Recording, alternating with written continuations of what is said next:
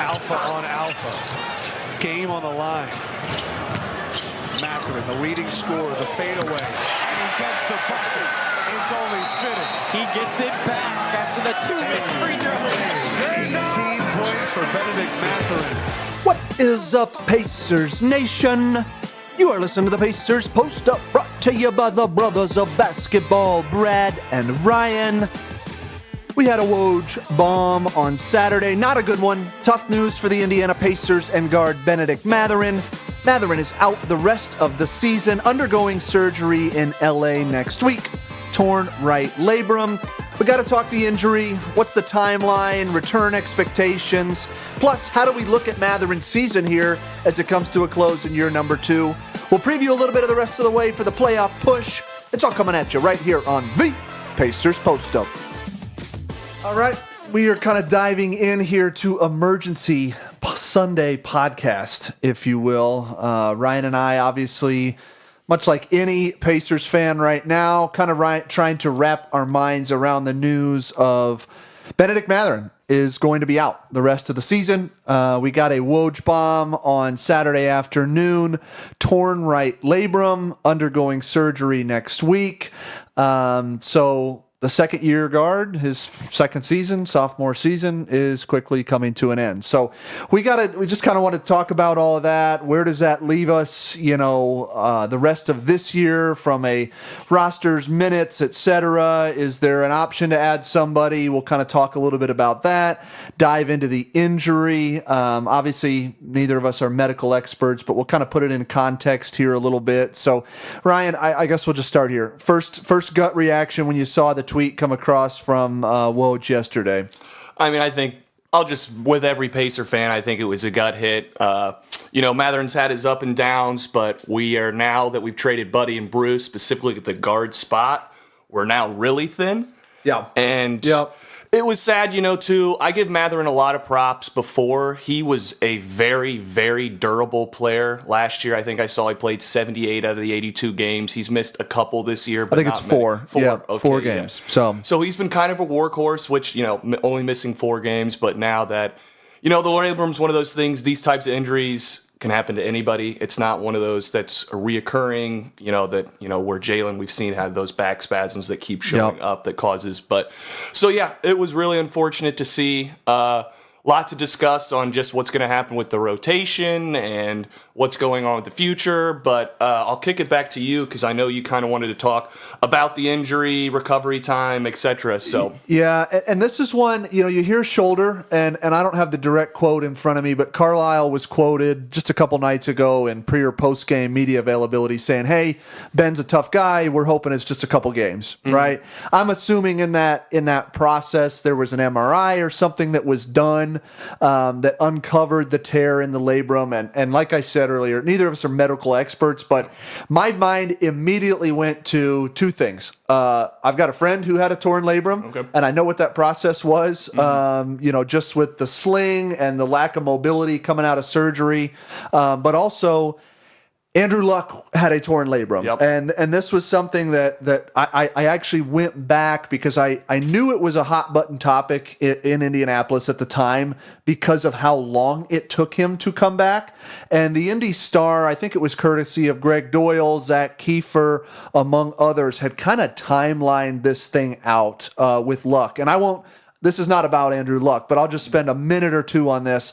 Luck's injury started in 2015, and he was trying to play through it, and ultimately we found out in early 2017 with a Jim Irsay tweet of all things that Luck had gone into surgery.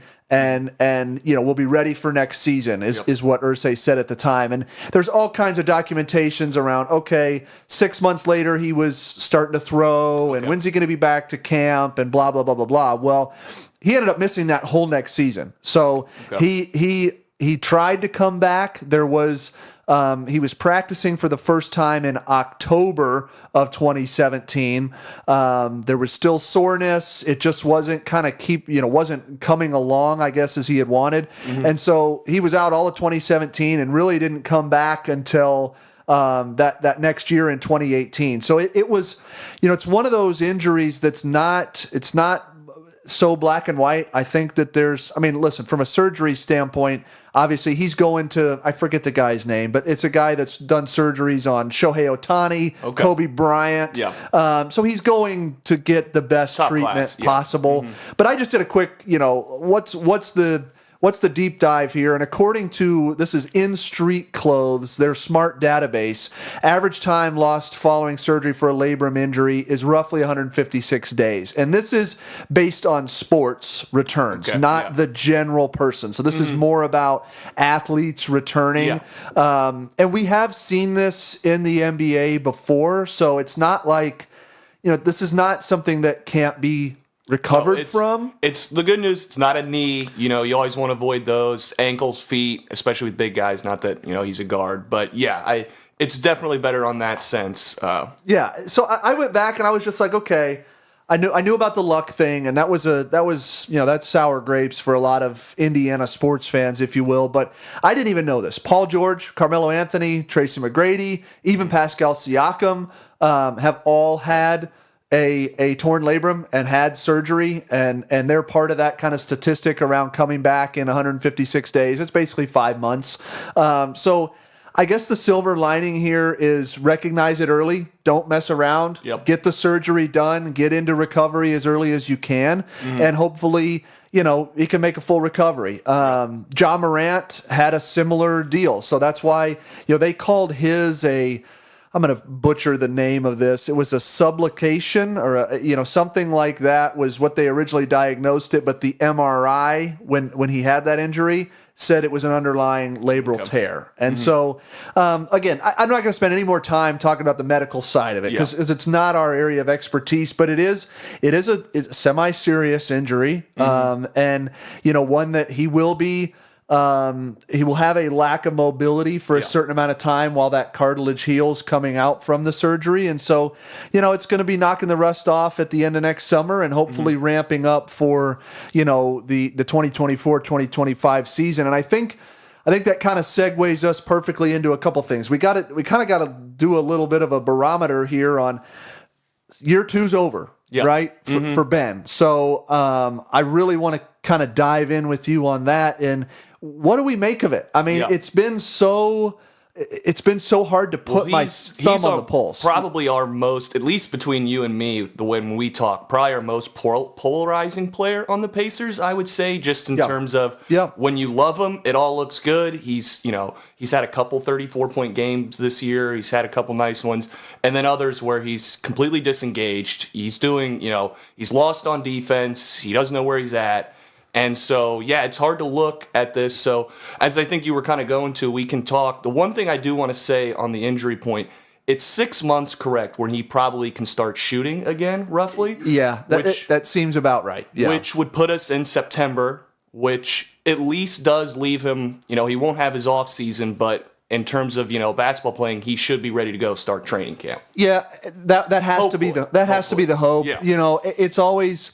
That's the thing with any of these injuries nowadays is there's so much knowledge and medical knowledge and how do you treat the recovery that I feel like there's a lot of caution around it because of the amount of information. So I would rather them be cautious and get it right, not rush back. He's 21. Yeah, and Ben strikes me as a guy that would want to push to get back early. Yeah. So I hope he's got the right people in his camp saying, "Hey, let's be patient. Let's not jeopardize longevity for a short term, get back in the gym type of deal." So we got to trust that that's all going to happen. And like you said, we'll hopefully have him in by training camp early next year, and he can start getting himself back in rhythm at that time. But it's a blow, Ryan. I mean, this is a guy that, and we'll kind of start here, I guess, that has to be a key cog in this franchise going forward. We've talked about the importance of hitting on draft picks. He's shown the promise, but it's been up and down and inconsistent. So I guess, what do we make of year two? It's over. It's we didn't expect to be over now, but what do we make? Where are we at? So I was thinking back and tried, if we were doing this podcast at the beginning of the year, I was thinking, what would I have made goals for Mathurin coming into this season? What did I want to see? Yeah. And so I tried to think back from his year one and year two and look, all right, what were the three areas that I thought Mathurin needed to improve the most. We know he can get to the line. We know he can score. But what can he improve on? Yep. And I think you'd agree probably here on the 3 I decided. 1 was shooting. He needed to improve his deep ball. 2 was defense. And then 3 was decision-making, passing, kind of. Yeah. So I took a kind of a look, and at the first one was shooting. So did he improve on the shooting? So I looked at year 1 to 2 and did just kind of an overview, brief comparison. So on catch and shoot threes, on year 1, he shot 30%. This year, he's close to 39%. Wow, okay. On pull-ups from deep, he shot 35% in year 1. That's up to 36%, so a little improvement there. Overall, his percentage went from 32 to 37%, 37.4, I believe, is what he's at right on now. 3-point percentage. Percentages, from 3 deep. point. Yep. So overall, we did see some nice improvements. Now, there were a few things on there that I wanted to even note, too. So his shot frequency on threes, in year 1, 18% of his threes, he was taking 2.2 attempts on catch and shoot threes. Yeah. And this year, it's 1.5. So he's doing more pull-up threes. Interesting. Which I think definitely passes the eye test if you watch him play. We talked a lot about his decision making. I don't want to get to that one per se, but he catches and he'll have the open look, but he'll almost wait for the defender to come to him and then do his dribble move and then step back into the 3. Yep. So one area of improvement I'd like to see on that, I think, is we want to see him take more of those catch and shoot opportunities. For sure. Especially with TJ and Tyrese. He's got 2 playmakers around him who are going to find those opportunities. We saw that in year 1. Yep. But that's more of a critique there. But overall, his shooting of these 3, I'll kind of say which ones definitely was the biggest jump of the 3 that improved. And he's taking per 36. I did it this way because his minutes are a little lower this year. I noticed that. His minutes were down like 2.5 minutes a game. Yeah, so his minutes were down a little bit, but his he was taking about 5 attempts per game per 36, which I actually think is probably right. We want more volume from players. That's probably right about where he needs to be. If he could get 5 attempts in, let's say, 30 minutes, I think he'd be right in the sweet spot there. Yeah. Well, it's interesting you bring up some of that because I do think I had a couple of the same statistics that I put down on my sheet in front of me. It's a 5% increase from deep, which is really promising. I mean, that was something that we talked about. Like you said, how do we look at it before the year? We talked about that being a key. I do think that the raw numbers are not that different. I mean, I think he's down maybe a point per game, something like that. 4 rebounds a game, 2 assists per game. I think we all want that number to be a little bit higher. I took, just to kind of talk about offensive numbers a little bit, I actually felt like, and this is always how this thing goes, I actually felt like Ben was one of the bright spots coming out of the All-Star break. For sure. He was playing some of his best basketball on both ends of the floor. And, he comes off the Rising Star MVP, and obviously this is a confident guy and, somebody that, and I'm not saying that from a bad perspective, but I think he came out re-energized. And his splits in the 8, well, actually it was only 7 because he didn't play against Minnesota the other night with the injury, but he was averaging 17.7, 5 rebounds, 3 assists in the 7 games back after the break. Now, granted, that's a really small sample size, but it was so much more consistent. Every game in double figures, right? A double-double with rebounds, another 9 rebound game, a 34-point explosion, against Toronto. This is that, for me, if I'm thinking about his offense and impact going into next year, that's the step that has to be taken. All the stats are great, but I just want to see him do it more on a more consistent basis, and that's going to be the what if of year number 2 is would we have seen this trend continue? Who knows? But he definitely had more of a complete package, at least on the offensive end. You said, his numbers were a little bit down. That comes with minutes. One thing also, if you look, I think it was 2 points. He averaged like 16.7 last year or something. It's the free throw line. He's taking 2 less free throws per game, which was a huge strength of his. I do think, if I was going to say, for the Pacers, he probably has the hardest whistle right now in terms of where I feel like he's not getting calls. 100%. So that's one area, but it definitely, with a little improved passing, the shooting came around. He's kind of got that mid-range game too now that he goes to at times. He's definitely great. We had this in, I forget which game it was, but he was like bailing out every possession. We had like 5 or 10 seconds on the shot clock. Nothing was really going. And he's great at getting into his own offense in that way. And was really finding a groove. Even if the numbers don't show it, I definitely feel like he was better this year offensively. He made the jump. So, yeah, it's tough that we're going to lose that. And, you know, we have hopefully playoffs and set. And I would have loved to seen him in those big games. I really think he would have loved to get up for those moments and take on the challenge. And I think it'll be tough for him from the sideline. Yeah, there's no doubt. I mean, that so much of, again, if we go back to the beginning of the year and our hope to make that playoff push and get some of these young guys the experience, right? That's what we've talked about, is from the in-season tournament experience and replicating even some of these, you know, you've got New Orleans on Wednesday and then again on Friday, kind of replicating this back and forth of a playoff series, if you will. Obviously, we didn't, you know, we weren't up to snuff that Friday in New Orleans, but that's not really the point. I do think another thing offensively that we have to look at, and I don't want to jump the gun because I know you want to talk about his defense a little bit, but it still comes down to fit with Halliburton, and I'm not sure. So I pulled up all of Tyrese's lineups and just did plus and minus with two-man combinations. Yeah. Because we talk about this on every podcast. Rick throws a lot of lineups out there. So there's a million different lineups that Halliburton's played with. But if you just do two-man combinations, okay, he was really efficient with Buddy. He was actually really efficient with Bruce Brown, plus 7.7, plus 7.6. This is Halliburton, okay? Because really, and the reason I'm doing this is because Halliburton is the anchor. You have to, if you want to be in that starting lineup, you have to play well off of him. Correct. And starting lineup and finishing the games. Correct. Right? Yeah. And we've talked about that, how important that is, particularly in Rick Carlisle's system. Mathurin was one of only 3 players that had a negative plus-minus with Halliburton. The other one was Jalen Smith, and actually the third is Pascal Siakam. So, you know, I think it's just something.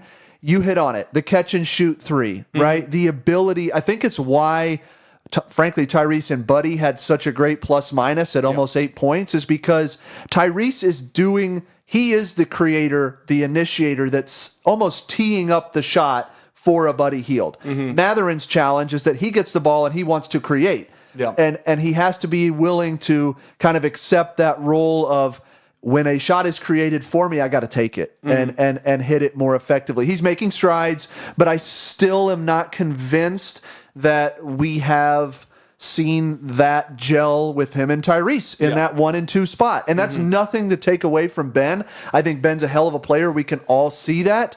I just, stylistically, they're still trying to find their ground, at least in my opinion. I couldn't agree more, and you actually hit. At the end of this, I was going to do a couple key questions, and one of them was going to be, is Mathurin a future starter on this team, or is he a microwave scorer off the bench? You know, we see a lot of these guys in the league, Jordan Clarkson, Malik Monk, and they make a good living, but the truth is, I think we hope Mathurin is more than that. I certainly think his talent would suggest that he is. And it really comes down to this coaching staff figuring out how to best utilize or deploy that talent within the system that we're trying to run. We saw bits and pieces of it this year. I wish we got a chance to see it in the playoffs because I think that's so much of where this team wants to go. It's going to be predicated on us finding combinations that work in critical moments of big games. So, what else? I know you had a couple of things, a couple other things from a defensive perspective you wanted to get into. So defensively, I was just looking, and I don't want to just read. You can look at all the efficiency numbers, and I did. So his defensive rating last year, because again, I'm kind of talking, has he made improvements on these? Last year was 121. It's 121.7 this year. I believe it's the worst of any Pacer. Not Isaiah Wong or Daniel Tice. Anybody who's getting real minutes. So it's tough to take those defensive efficiency numbers, though, because we are just so bad on defense. Because Nembhard, I believe, was right next to him in it, and we all agree at least Nembhard's one of the top 2 or 3 defenders, if not the best defender on the team. So you kind of have to take those with a grain of salt. But I think me and you, he's growing at least on ball defense. I like him a little better. He's got the physical size to really hang with a lot of the guys, the Lucas. We had him. He made a really good play against Giannis in one of those games down the stretch. I think he had a strip or a block that led to a victory. Yep. So he's got that, but there's still definitely a couple things where if you look, his screen navigation and just, I don't even know, like off-ball defense in terms of preparing himself for the play. He is always lost. If he's getting an off-ball screen, he's now chasing. He can't get through.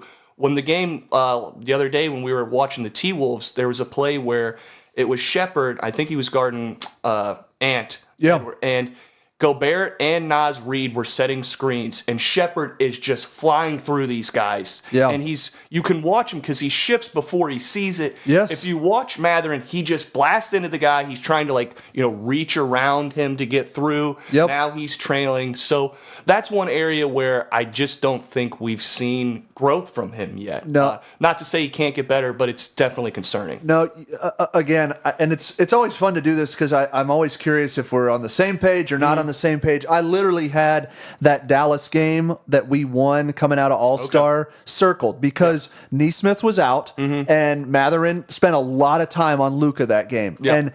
And we had started to see some of this. This wasn't like the first time we saw it against Dallas, but that on-ball defense, his ability to stay in front of his man, which we've seen him before not be able to do. Yeah, like literally just get blown by off the dribble. So he has definitely made strides with on-ball defense. And I think, again, part of the growth and maturation for him is being able to apply that pressure, that force on ball, and basically it comes down to kind of predictability, understanding what's coming, and being like, okay, I feel this guy coming to set the screen, or I know the scouting report that Luka's going to go left and try and swing whatever it is. I just think he gets locked in and almost forgets to think ahead, like what's coming next. Somebody will go behind him. He's not, he doesn't make the right read. I still go back to that, that game where Alex Burks was going off on us, and I know we ended up winning the game. That wasn't the point, but Ben's, Burks this was the Knicks game right after he got traded there. Burks is on fire, making shot after shot, and Ben's switching underneath and letting him catch and shoot wide open. And it's like these situational awarenesses where as the game is evolving in real time, his decision making to read it and react is still not where we need it to be. And it's why he has, I think it's probably the number one reason that we've seen his minutes this year drop, because you have seen guys like Nembhard or Nesmith or even Ben Shepard for that matter be more effective on the defensive end of the floor. And when you've got a high-powered offense with Halliburton among others that, we're going to get shots up, right? We're going to get buckets. It's always been about, can we get the stops? And so it's, if I had to rate him, he probably rates out at a 6 or a 7 this year on that end of the floor. And all right, guys, we timed out there real quick, had to jump back in. So we're still talking defense. Ryan, I want to flip it back over to you. I know you got a couple more things before we bring this segment in for a landing. So one point, and I think we talked about earlier, playing with Tyrese. If you're going to start next to Tyrese, especially in that guard spot, you're always going to be drawing their best guard. So you have to be able to play on this end. And so a few other numbers I looked at just to not look at efficiency was I just looked at percentages against him, basically. So what a player shoots. So against him, against 3 players in year 1 and 2 were about 40%, which is not great. But the big one, field goal percentage within 2-point percentage was 53 and 59% this year. Okay. And then from less than 6 feet, and this is the one I want to hit on, he was 59% last year, and this year they're up to 68.5% within 6 feet. And this is one thing I've mentioned to you a few times on Mathurin's with defense.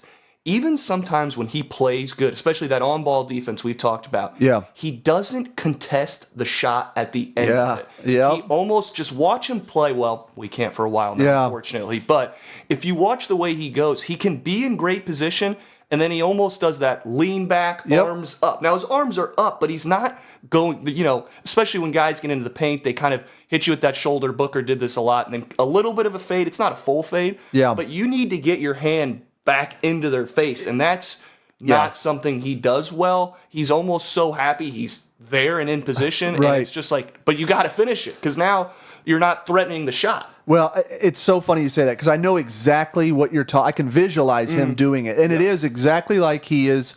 It's like, hey, I'm here, and my hands are back. He has not learned how to contest without fouling. It was either he's fouling, he's got his hands on him, and I'm sure Jenny or somebody from the coaching staff was like, hey, we have to play defense without fouling. So he's like, okay, I'm going to get there, and then I'm just going to back off. Yep. But the best defenders find that happy medium of at least making it difficult, get the hand in the face, etc. So it's interesting to kind of put some numbers to that because you do see it on the floor. I would be curious, and I don't know where I would find this stat, but if there was a foul percentage to see if he reduced over the course of the season his on ball fouls. It just, I have to imagine he did because earlier in the season, it just felt like collectively as a team, we were struggling a lot more with fouling and particularly keeping guys in front of us. I did want to put this out there because I went back and, so much of this year, or not even this year, so much of this, the modern NBA and how we evaluate guys, it's like we're just looking for that instant gratification, right? Like the next Paolo Banchero or, that guy that's coming out. But I always have thought best case scenario for a guy like Ben would be a Jaylen Brown type player. Just because the physicality, the size, the skill set, not really the greatest shooter, but can you make it a part of your game? So I went back and I was just curious at Jaylen's second year in the league.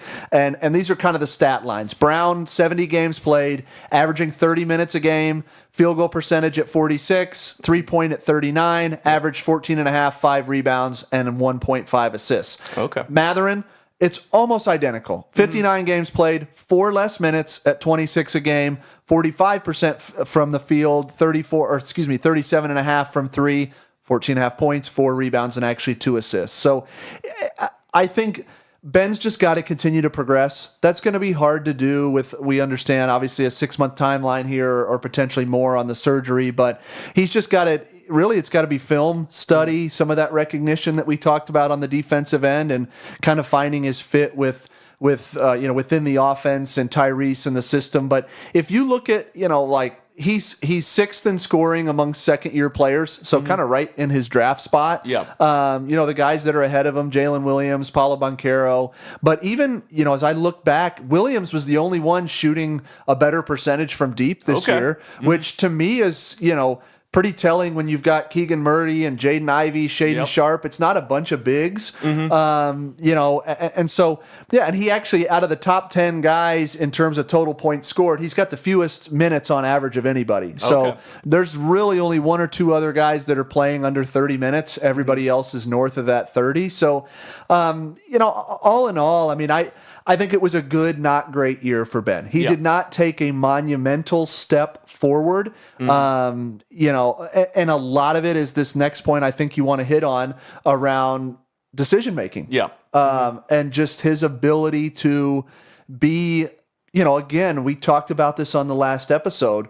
It would be awesome if, we didn't have to bring in Nembhard to be that secondary or third ball handler, right? And Ben he's shown anomalies of it. That first game back after the in-season tournament in Detroit where he had double-digit assists and made that wild wraparound. I think it was to Isaiah Jackson.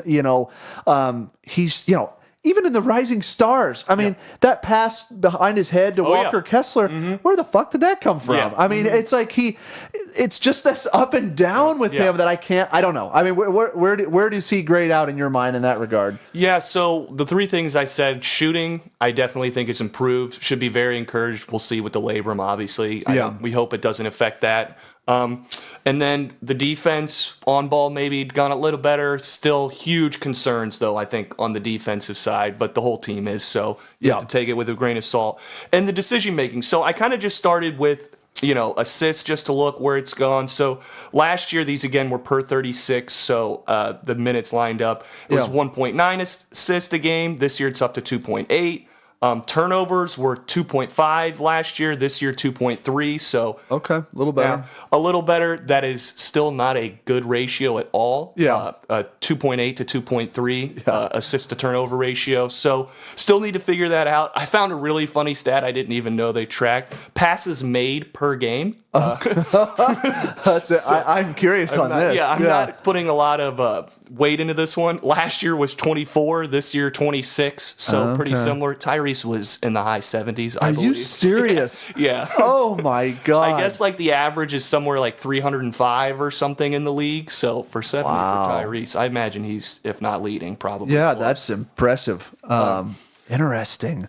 Yeah, I didn't know they tracked that. That is the part of Ben that, you know, if he does not develop that part of his game, okay, then I do think the ceiling gets lower to what you're talking about. Microwave score. Yeah. The Jamal Crawford, the Malik Monk, as you said, and Ryan, there's nothing wrong with that. No. Every team needs one of those guys. So I don't want to. I want to sit here and say like, oh, but I think his talent is so promising that I'm not ready to accept that yet. I guess from him. So. Maybe that's just a fan in me, but I think we can all ask or hope for more with Ben, but this is tough. I mean, this is not what you want for a second-year player, but injuries are part of the game. We may have dodged a bit of a bullet with Halliburton, although I think it definitely cost us some games in the middle of the season. He seems to be right with that hamstring, and so you know, I guess let's kind of segue this into. Where do we go now? Yep. Right? Where do we go from here? Because I'll just hit this at kind of a high level. I posted a tweet, I can't remember, it was a day or two ago. We're 4-4 since coming back from the break, right? And it was interesting because in my mind and everything you hear, it's like, oh my God, this team has been terrible in the first quarter, right? We just can't get off to good starts. Well, it's actually not true. We've got off to some good starts. We've got off to some really bad starts. So in our 4 wins since the All-Star break, we have won the first quarter by a combined 43 points. And in our 4 losses, we have lost the first quarter by a combined 44 points. So the times we've been good has been equally as bad in the times we've been bad. So it's really about getting us off to better starts. And, you know, I know Rick, and we've talked about it, is more keyed in on who's finishing the game, not who's starting the game. But I still think we haven't quite found that rhythm. You know, this is not a Miles Turner podcast. There's some, if you want to read about it, I posted a tweet that's got some interesting anecdotes about his level of engagement, getting him going. But the bottom line is, this is a team that we're still integrating Siakam. We don't have Healed, and we keep bringing him up because we haven't really found a great replacement for him. I think it can be Shepherd. And so where do we go? Who's going to pick up this minutes vacuum, 26 a game, 15 points a game? I will just preface this briefly because as the Woj Bomb came out on Saturday, I was texting some people, I think it may have been even you, and it's like, oh, is it time for Lance? Right? You know, and the reality of the situation is we can't sign anybody. And so I verified that just real briefly here. There is a disabled player exception that exists in the collective bargaining agreement where if you have a season-ending surgery or injury or whatever. We've used this before. It's just the timeline has expired. So you can only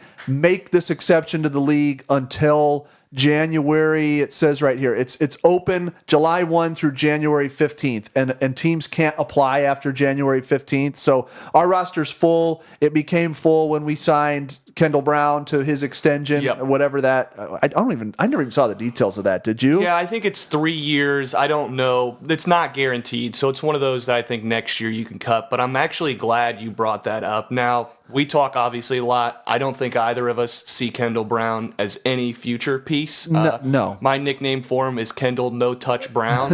One of my favorite videos. The Pacers posted this probably a couple months back. A couple of the players doing half court shots. And it's going to sound crazy, but you can kind of tell who's got some feel with these guys because, you know, they're hitting backboard, you know, breaking them. And then Kendall Brown came up, and I swear to God, he threw it 10 feet over the back of the backboard. He just does not have basketball skill. He's very athletic. I know he, you know, can finish around the rim and dunks and layups and all that, but I was a little I don't know if they were just trying to do him a solid, or if that money isn't really going to be, I guess if we're not going to be on the books for that beyond this year. And so I'd be interesting to see how that all plays out. But the bottom line is there's no Lance Stevenson walking in the building here for another post All-Star break run.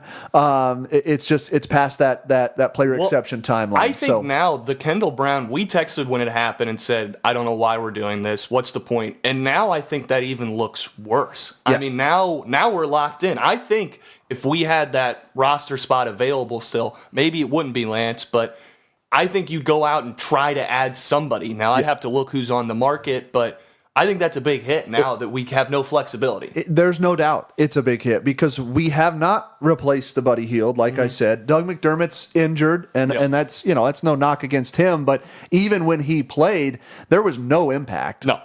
And I love Doug. I'm not trying to take a shot at him, but I think really what this is going to do is Shepard's now in the rotation. Guaranteed. I mean, he's getting 15, 20 minutes a game. And if there's any silver lining, I'm really excited about that because I think he's shown that we talked about it last episode. In my mind, he has the potential to be a future starter as a 2 based on fit. And that's not a knock on Nembhard or Mathurin, but he has that fit that we have seen with a guy like Buddy Hield, where it is, okay, I'm just going to catch and shoot or I'm going to move the ball. His game complements Tyrese's game a lot more than Mathurin's does per se right now. Yeah. Or Nembhard for that matter in my mind. So I think we're going to see Shepard thrust into the rotation for the rest of the year. And my hope is because we're not going to be able to add a player that we find a way to get Jarris Walker on the floor because we really haven't been able to do that. And a lot of that, frankly, has been an Obi Toppin problem where you just can't take Obi off the floor. He's not doing anything great, but he's doing anything, he's been good and solid. So I guess what do you am I on the right track with that? I mean, are you looking for Walker to fit in here in some form or fashion? So I think it's pretty clear what's going to happen with the rotation. So obviously the starters are unaffected, at least in that sense. You're still bringing TJ off the bench. Shepard and Jalen and Obi are kind of your locks. So that's where Jarris definitely fits in. Is it going to be Jarris getting those minutes when Doug gets healthy? Is he going to get some of those minutes now? Sometimes we go 8 deep, 9 deep. It depends on the game, the rotation. We'll see what the playoffs shake out. Personally, I love Doug. I think he's great. I thought the trade was more of, hey, he's going to be more of an emergency shooter. Let's say we get one of those games where we start off really slow. We're down 15 going into the second. Maybe you bring him in then to get a little, see if he can knock down a couple threes, change the momentum of the game. But truly, when we traded for him, I did not think he was part of the rotation. Now, with minutes needed, I wouldn't be surprised if that's where Rick turns to. He already was kind of doing that before the injury. But as we've reiterated, we're the 8th seed right now. We are not so good that we shouldn't be playing our rookie. And player development is just the biggest issue, in my opinion, within the organization as drafting has been at times. For sure. So I don't see why Jarris does not get 7 minutes a half going forward. I'm going to be really disappointed if the minutes go to Doug over Jarris. Doug is not factoring in long term, and you hit it. We're in the 8th seed. We are. This is not like we're the Cavs in the 2 seed. And frankly, what separates us and the Cavs is not that much in my mind. I mean, we've beat them a couple of times already this year. I don't think their roster top to bottom is that much better than ours. Frankly, it comes down to, 2 losses to Toronto, 2 losses to the Blazers, the Wizards, the Hornets. I mean, that list is grown too long at this point. But you hit the nail on the head. We're in the 8th seed. Now, we play tonight against Orlando, so we can get a full game on them if we win.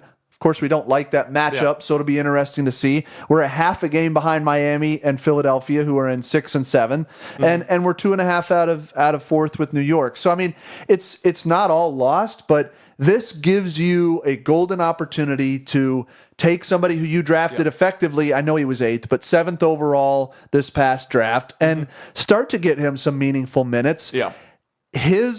And I think we have to talk about this almost in the context of Mathurin. Not that they play the same role by any stretch of the imagination, but Jarris's feel for the game is what you love most about him. Yeah. You know, we talk about Ben still not kind of having that natural feel. That's what Jarris brings. Yeah. And some of the things that have struggled with him out of the gate, whether it's just defensive decision making, reading, sets or what have you, that just comes from playing. Yeah. And so, yeah, I hope we see him get that extended run over Doug. And like you put it perfectly, we get off to a slow start. We need somebody to come in and be Change that the microwave pace, scorer for 4 or 5 minutes.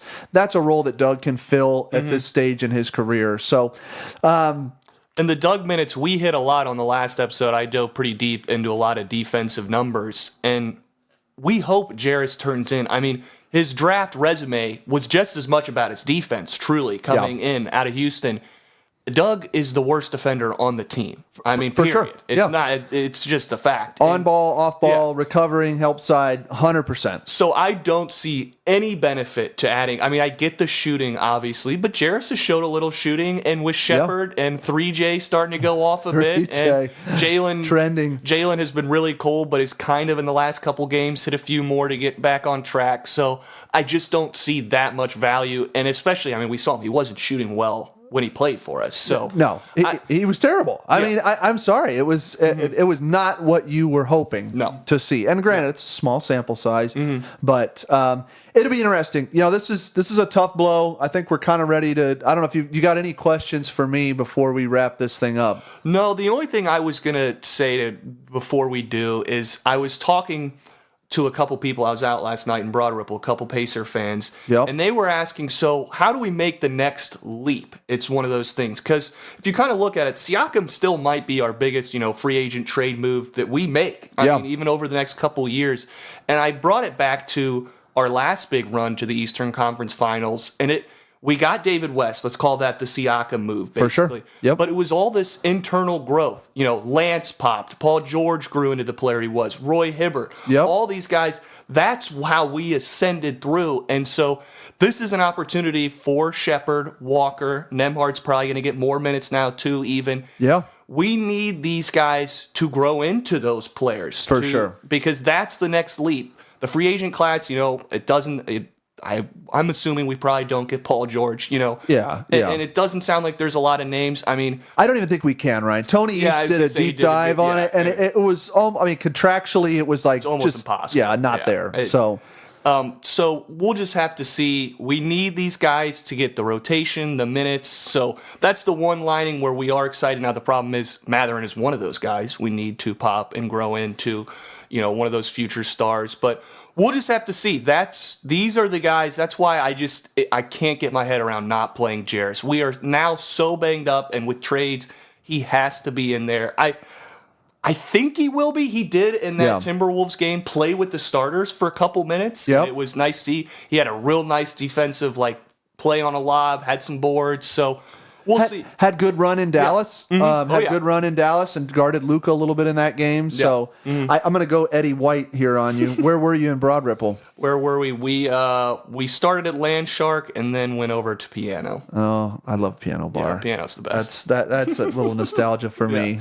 Anyways, okay. Well, listen, we'll kind of wrap this thing up. Just looking at the week ahead, we've got the Magic tonight on the road. Huge. It is huge. They have, frankly, if nothing else, and the Magic are sitting in 5th right now, so this may not even happen. I would just love for us to get a win in case we go into that play-in game and we get matched up with Orlando, just so we have a little confidence, and the fact that we need a win right now. They just happen to be the ones on the calendar. We got Tuesday in Oklahoma City, Wednesday home against the Bulls, Saturday Nets, Monday Cavs, and then Wednesday Pistons. So that's basically your next 6. I'd love to see us go 4-2. I mean, you've got Pistons, Bulls, Nets in there. If you can get one out of Magic, Thunder, Cavs, I think that's pretty solid. So we'll have to see where we're at here in the next week. Best of wishes and prayers out to Bennedict Mathurin going into surgery next week. Hope it's a fast recovery. We'll keep our eye on it, keep you guys posted, and we'll talk at you soon.